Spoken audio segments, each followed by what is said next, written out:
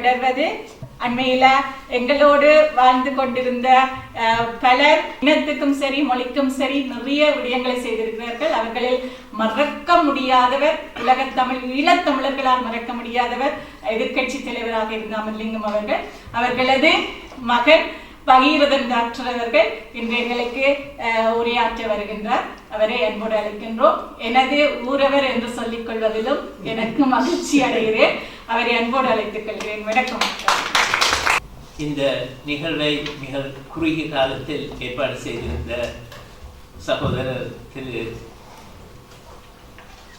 ரஜீவன் அவர்களுக்கும், இங்கே இந்த நிகழ்வுக்கு அனுசரணை வழங்கி இங்கு கலந்து கொண்டிருக்கும் பெரியவர்களுக்கும், என்னுடன் இந்த நிகழ்வில் பங்கு பெற்றி இந்த நிகழ்வில் சிறப்புரையாற்றிய எனது அன்பு தம்பி பேராசிரியர் பால் ராமலிங்கம் அவர்களுக்கும், இங்கே என்னை வாகனத்தில் அழைத்து இங்கே தங்க வைத்து எல்லா உதவியையும் செய்து கொண்டிருக்கும் சேனாதிராஜா மாவை திரு தங்கராஜா அவர்களுக்கும், இங்கு இந்த நிகழ்வுக்கு தலைமை தாங்கி நடாத்தி கொண்டிருக்கும் எனது ஊரவர், எனது தந்தையின் ஊரவர் சாந்தி அவர்களுக்கும் எனது நன்றியை தெரிவித்து, நான் மேடை பேச்சில்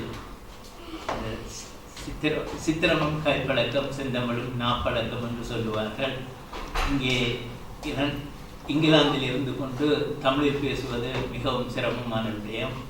நான் இலங்கைக்கு செல்லும் சந்தர்ப்பங்களில் எல்லாம் தமிழில் பேச சந்தர்ப்பம் கிடைக்கும் போதெல்லாம் பேசுவேனே தவிர, என்னுடைய தொழில் நிமித்தமாக நாங்கள் கலந்து கொள்ளும் நிகழ்வுகளில் ஆங்கிலத்தில் உரையாற்ற வேண்டியிருக்கும். அது ஒரு மருத்துவத்துடன் சம்பந்தப்பட்டது என்றபடியால் அது பேசுவது இலகுவாக இருக்கும். அதில் டெக்னிக்கல் வேர்ட்ஸ் பாவிப்பதால் அது சிரமமாக இருக்காது. ஆனால் இங்கே நான் தமிழ் பேசுவது என்னுடைய தந்தையை வைத்து எனது பேச்சை எடை போட வேண்டாம் என்று கேட்டுக்கொண்டு பேசுகிறேன். இந்த எமது சமுதாயம் புலம்பெயர்ந்த மக்கள் என்று கூறப்படும் நாங்கள் ஊரிலிருந்து வந்தவர்கள். இப்பொழுது எங்களுக்கு 3வது தலைமுறை இங்கே வந்திருக்கிறது. ஆனால் நாங்கள் ஊரிலிருந்து வந்தவர்கள் நேரடியாக அகதிகளாக வந்தவர்கள் என்று சொல்லப்படுபவர்கள், நானும் கூட இங்கிலாந்துக்கு அகதியாகத்தான் சென்றிருந்தேன். சொல்லப்படுபவர்கள் அனைவரும் வலி சுமந்தவர்கள். எங்கள் நினைவுகளில் தாயகத்தின் நினைவுகள் எப்பொழுதுமே இருக்கும். அதன் அடிப்படையில் தான் நான் யுத்தம் முடிந்த கையுடன்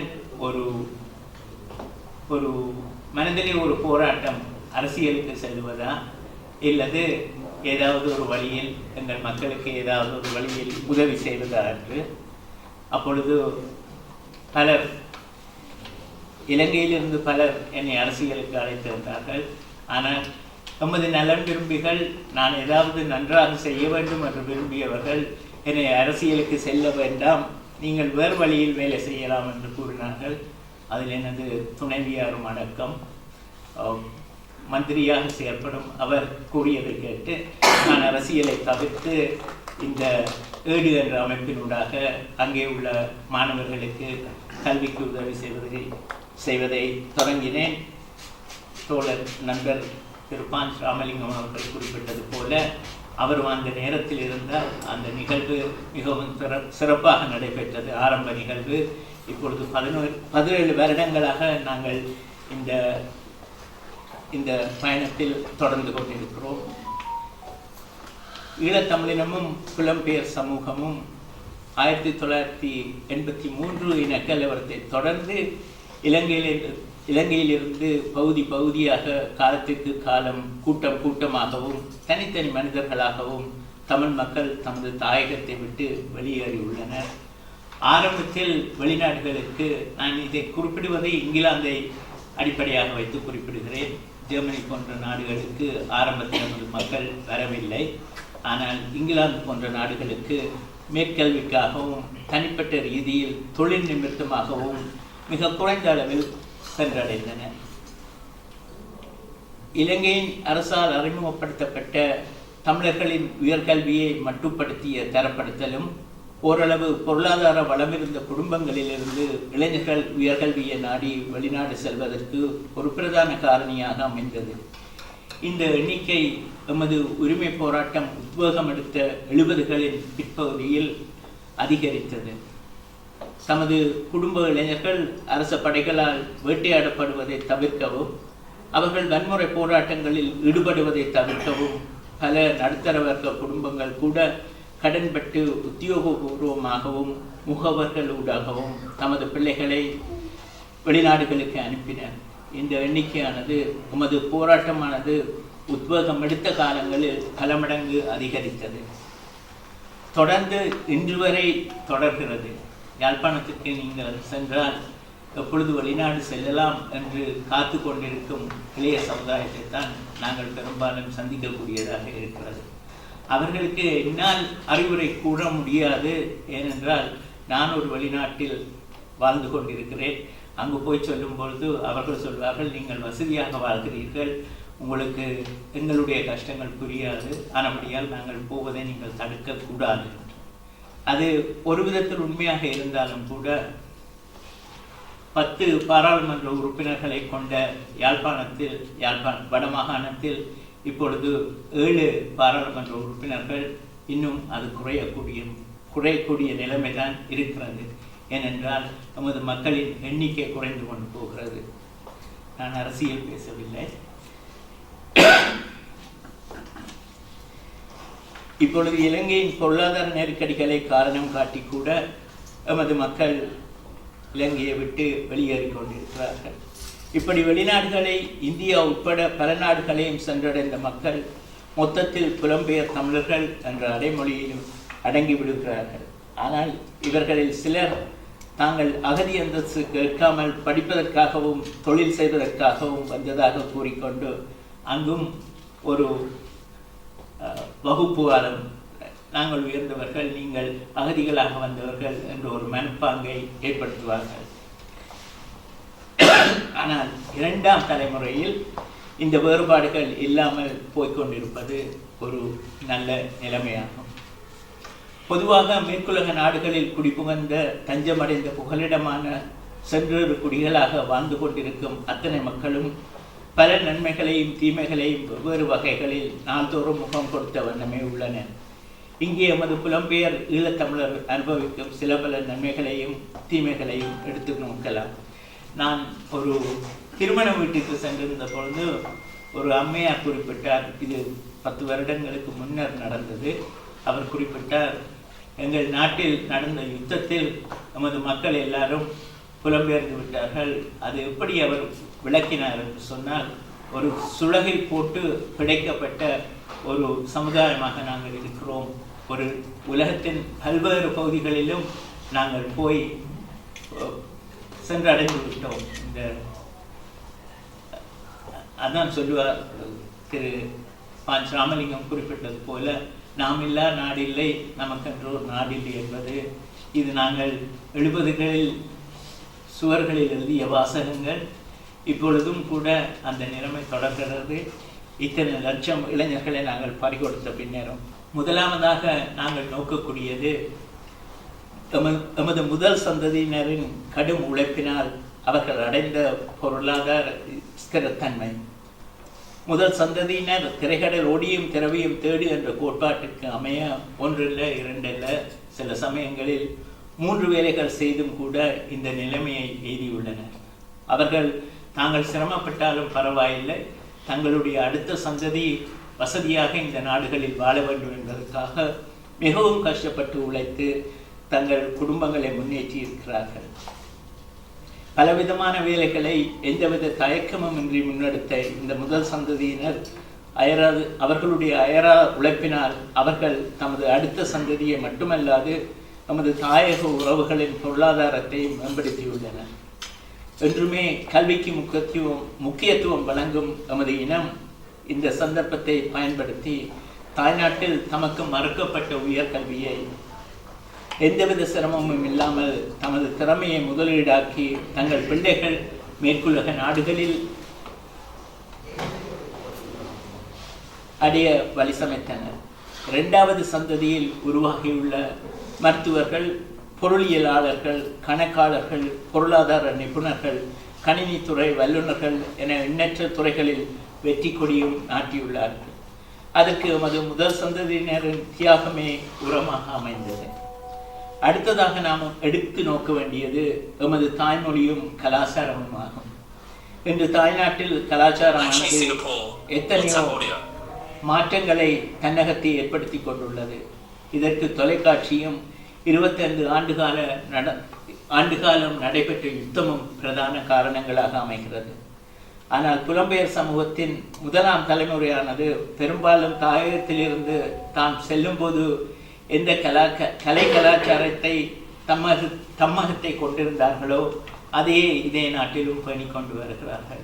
பிள்ளைகள் பரதநாட்டியம் பழக வேண்டும், பிள்ளைகள் தமிழ் அழகாக பேச வேண்டும், தமிழ் படங்கள் பார்க்க வேண்டும், தமிழ் பாடல்கள் படிக்க வேண்டும் என்று பல்வேறுபட்ட செயல் திறமையுடன் அந்த பிள்ளைகளை அவர்கள் ஊக்குவித்தார்கள். இரண்டாம் தலைமுறையின் மாற்றங்கள் ஏற்பட்ட வண்ணம் உள்ளது. நமது மூன்றாம் தலைமுறையின் மாற்றங்கள் இன்னும் அதிகமாக ஏற்படும் என நம்புவோம். இதற்கு எங்கள் மக்களுக்கிடையே ஒரு பழக்கம் இருக்கிறது. இது இங்கு ஜெர்மனியில் எப்படி இருக்கிறதோ தெரியாது. நான் இங்கிலாந்தில் பார்த்த விடயம் என்னவென்றால், எங்கள் பெற்றோர்கள், எங்கள் தலைமுறையினர் பிள்ளைகளுடன் பேசும் பொழுது ஆங்கிலத்திலே பேசுவார்கள், தமிழில் பேசுவதற்கு தயங்குவார்கள். தயங்குவதற்கு காரணம் நேரமின்மை. அவர்கள் ஆங்கிலத்தில் சொல்லுவது பிள்ளைக்கு உடனடியாக விளங்கிவிடும். தமிழில் சொல்வதென்று சொன்னால் அவர்கள் 2 தரம் 3 தரம் திருப்பி சொல்லுவார்கள். ஆகவே அதற்கு அவர்களுக்கு நேரம் போதாது, சோம்பேறித்தன்மை என்றும் சொல்லலாம் அதை வேண்டும் என்றால். அதனால் அவர்கள் மிக வேகமாக சொல்லிவிட்டு போயிடுவார்கள். நாங்கள் தமிழ் பாடசாலை ஒன்று நடாத்தி கொண்டிருக்கிறோம். அந்த தமிழ் பாடசாலையில் பிள்ளைகளுக்கு ஒரு ஏதாவது ஒன்றை சொல்ல வேண்டும் என்று சொன்னால் நாங்களே ஆங்கிலத்தில் சொல்லிவிட்டுத்தான் போவோம். ஆனால் அந்த தவறை புரிந்து கொண்டும் செயல்படுகிறோம். ஏனென்றால் அது காலத்தை மிகவும் வேகமாக பயன்படுத்துவதற்காக அப்படி செய்து கொண்டிருக்கிறோம். இந்த நாடுகளில் நான் பார்த்தது இப்பொழுது எப்படி இருக்கிறதோ தெரியாது. ஆரம்பத்தில் நான் பிரான்சில், ஜெர்மனியில் பார்த்தது, அந்த பிள்ளைகள் தங்கள் பெற்றோர்களிடம் தமிழில் உரையாடுவார்கள். தங்கள் சக உறவினர்கள் தங்கள் வயதொத்த பிள்ளைகளுடன் அந்தந்த நாட்டில் உள்ள பாஷை பிரெஞ்சிலேயோ டச்சிலேயோ தான் பேசுவார்கள். அது அந்த பிள்ளைகள் பாடசாலையில் பழகி அது அப்படியே தொடர்ந்து கொண்டிருந்தது. இப்பொழுதும் அப்படித்தான் தொடர்கிறது என்று நினைக்கிறேன். நாங்கள் கல்வி கற்பிக்கும் நான் ஒரு தமிழ் பாடசாலையுடன் அங்கு தொடர்ந்து வேலை செய்து கொண்டிருக்கிறேன். இப்பொழுது அந்த தமிழ் பாடசாலை 35 வருடங்களாக இயங்குகிறது. அந்த பாடசாலையில் கூட இங்கு ஜெர்மனியிலிருந்து, பிரான்சிலிருந்து, இங்கிலாந்தில் குடியேறும் பிள்ளைகள் தமிழில் மிக நன்றாக செய்வார்கள். இங்கிலாந்தில் உள்ள பிள்ளைகளை விட அவர்கள் தமிழில் நன்றாக செய்வார்கள் என்றால் அவர்களுக்கு அந்த தமிழ் பரிச்சயமாக இருக்கிறது இங்கிலாந்தில் இருக்கும் பிள்ளைகளை விட. முன்பு ஒரு காலத்தில் கலைப்பிரிவில் நமது பாடசாலைகள் இங்கிலாந்தில் இயங்கும் பாடசாலைகளில் கலைப்பிரிவில் நன்றாக செயற்பட்டு கொண்டிருந்த பாடசாலைகள் ஐரோப்பா உபகண்டத்திலிருந்து இங்கிலாந்துக்கு குடியேறியவர்களால் தமிழில் முன்னேற்றம் கண்டு இப்பொழுது தமிழ் பிரதான பாடமாக அங்கே கற்பிக்கப்படுகிறது கலைப்பிரிவை விட. அது முன்னாடி தமிழில் நீங்கள் கலை மிருதங்கம், டான்ஸ், அப்புறம் மிருதங்கம், டான்ஸ், பாட்டு, வயலின், வீணை போன்றவற்றில் அரங்கேற்றம் செய்து வந்த பிள்ளைகள் இப்பொழுது தமிழில் மிக முன்னேற்றமாக நன்றாக செயல்பட்டு கொண்டிருக்கிறார்கள். எங்களுடைய பலம் நான் இதில் குறிப்பிடுவது நமது குடும்ப மதிப்புகள், குடும்ப கலாச்சாரம். புதிய தலைமுறை தொழிலதிபர்கள் அவர்கள் அந்த மக்களை, இங்கு வாழும் மக்களையும் சரி, எமது தாயகத்தில் விடப்பட்ட மக்களுக்கும் சரி, அவர்கள் தங்களால் முடிந்த உதவிகளை செய்ய வேண்டும் என்பது எனது வேண்டுகோளாகும். பலையினம் என நான் குறிப்பிடுவது என்னவென்று சொன்னால் நமது அடையாள குழப்பங்கள். அதை எங்கள் பிள்ளைகளுக்கு நாங்கள் தெளிவாக்க வேண்டும். நாங்கள் தமிழர்கள், எங்களுடைய அடி, எங்களுடைய வேர்கள் இலங்கையிலிருந்து வந்தது, இலங்கை தமிழர்கள் நாங்கள் என்று கூற வேண்டும். அதை வலியுறுத்தி கூற வேண்டும். என்னுடைய பிள்ளைகள் யாழ்ப்பாணத்துக்கு போனதில்லை. அதற்கு பல காரணங்கள் இருக்கிறது. என்னுடைய அரசியல் பின்னணி ஒன்று. அதனால் யாழ்ப்பாணத்துக்கு அவர்களை கொண்டு போக முடியாமல் இருந்த காலம் இருந்தது. இப்பொழுது அவர்கள் யாழ்ப்பாணம் போவதற்கு அவர்கள் தங்களுடைய குடும்பத்தை பார்க்கிற நிலைமையில் அவர்கள் இருக்கிறார்கள். ஆகவே அவர்களுக்கு நேரம் இல்லை. ஆனால் உங்கள் பிள்ளைகள் போயிருப்பார்கள் யாழ்ப்பாணம். ஆகவே அவர்களுக்கு விஷயங்கள் இன்னும் அதிகமாக தெரிந்திருக்கும் என்று நினைக்கிறேன். இந்த அடையாள குழப்பங்களை நாங்கள் எப்படி பெற்றோர்களாக சமாளிப்போம் என்பது ஒரு மிகப்பெரிய கேள்விக்குறி. அதை முதலாவது சந்ததி தான் 2வது சந்ததிக்கோ 3வது சந்ததிக்கோ அதை அழுத்தம் திருத்தமாக கூறி அவர்கள் அந்த தங்களுடைய தாயகத்தை மறக்காமல் இருப்பதற்கு ஏற்பாடு செய்ய வேண்டும். அவர்கள் குறிப்பிடுவார்கள், தாயகத்தில் உள்ள மக்கள் குறிப்பிடுவார்கள், இந்த சந்ததி இப்பொழுது பிள்ளைகளையும் கூட்டிக் கொண்டு யாழ்ப்பாணத்துக்கு விடுமுறைக்கு செல்பவர்கள், வடகிழக்குக்கு விடுமுறைக்கு செல்பவர்கள், அடுத்த சந்ததியில் இது எந்த அளவுக்கு நடைபெறுமோ என்பது சந்தேகத்துக்குரியது. அங்கிருக்கும் மக்களை இங்குள்ள அடுத்த சந்ததியினர் மறந்து விடுவார்களோ என்றால் அது ஒரு கேள்விக்குறியாகும். எப்படி ஆகும் என்று தெரியாது. இந்த முதலாவது சந்ததிக்கு இன்னொரு பிரச்சனை இருக்கிறது. பல விதங்களில் அவர்கள் துன்பப்பட்டவர்கள், பல விதங்களில் பாதிப்படைந்தவர்கள், மன ரீதியாகவும் பாதிப்படைந்தவர்கள். அவர்களுக்கு மன அழுத்தங்கள், சஞ்சலங்கள் மிகவும் அதிகமாக இருக்கிறது. அதைவிட புதிதாக அடைந்த பணத்தினால் இந்த நாடுகளில் வந்து உழைக்கும் போது கை நிறைய சம்பாதிக்கக்கூடிய வசதிகள் இருப்பவர்கள் அதனால் ஏற்படும் சிரமங்களையும் எதிர்நோக்க வேண்டிய சில நிலைமைகள் ஏற்படுகிறது. நீங்கள் இந்த பார்த்திருப்பீர்கள், கனடா போன்ற நாடுகளில் எப்படி எங்கள் மக்களின் திருமணங்கள் நடாத்தப்படுகிறது, எவ்வளவு ஆடம்பரமாக நடாத்தப்படுகிறது. திருமணங்கள் மட்டுமல்ல, பூப்புனித நீராட்டு விழாக்கள் கூட எவ்வளவு ஆடம்பரமாக நடாத்தப்படுகிறது, எவ்வளவு அதுக்காக பணத்தை செலவழிக்கிறார்கள் என்று. அது அவர்கள் பணம், அவர்கள் செலவழிக்கலாம் என்று கூறினாலும் கூட எமது நாட்டு மக்களின் நிலைமையை பார்த்து அதில் ஒரு சிறு பகுதியை என்றாலும் அவர்களுக்கு கொடுப்பது ஒரு மிகப்பெரிய விடயமாகும். மாறிய கலாச்சாரங்களும் மாறிய முக்கியத்துவங்களும். ஒரு காலகட்டத்தில் நாங்கள் முக்கியமானது என்று நோக்கும் விடயங்கள் இப்பொழுது அருகி வருகிறது. நமக்கு மொழி ஒரு காலத்தில் மிகவும் முக்கியமான விடயமாகப்பட்டது. நமது உரிமை போராட்டம் ஒரு முக்கியமான விடயமாக இருந்தது.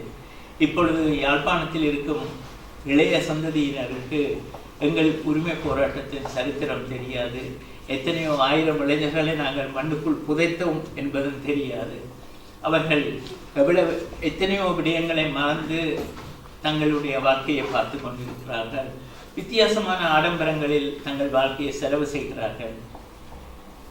ஒரு அரசியல் கட்சியுடன் இருப்பவர்கள் கூட தங்களுடைய நோக்கம் தாங்கள் எதற்காக அரசியலில் இருக்கிறோம் என்பதை விட அந்த அரசியல் பின்புலத்தினால் தாங்கள் எவ்வளவத்தை சம்பாதிக்கலாம் என்பதை நோக்கமாக கொண்டுதான் அரசியலுக்கு செல்கிறார்களே தவிர இந்த மக்களுக்கு உரிமை கிடைக்க வேண்டும், இந்த மக்கள் நிம்மதியாக வாழ வேண்டும் என்ற நோக்கத்தில் அரசியலுக்கு செல்பவர்களை நான் காணவில்லை. அண்ணன் சேனதராஜா அவர்களுடைய காலகட்டத்துக்கு பிற்பாடு இன்னும் நிலைமைகள் மோசமாகிக் கொண்டுதான் செல்கிறது. இந்த வெளிநாடுகளில் கிடைக்கும் மக்களுக்கு இருக்கும் வாய்ப்புகள், கல்வி வாய்ப்புகள், சங்கீத நுண்கலை கற்கும் வாய்ப்புகள், இப்படி எத்தனையோ இருப்பதை சொல்லிக் கொண்டிருக்கலாம்.